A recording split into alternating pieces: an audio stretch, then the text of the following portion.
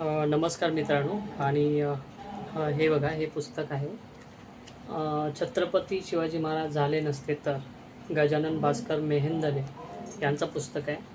आणि हे मी म्हणतो जरूर तुम्ही वाचा, कारण आतापर्यंत आपण काय झालं आहे की शिवाजी महाराजांबद्दल, आपल्या छत्रपती शिवाजी महाराजांबद्दल आपण भरपूर साऱ्या गोष्टी वाचल्या आणि आतापर्यंत आपल्या स्टडीमध्ये वगैरे येऊन गेल्या.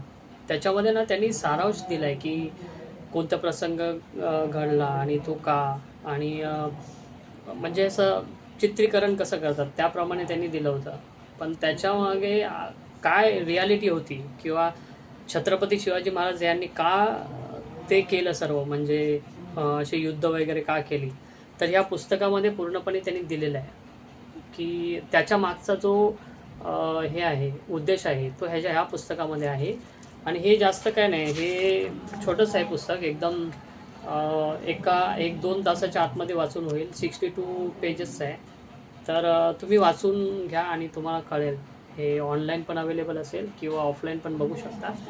पण हे वाचा, जरूर वाचा.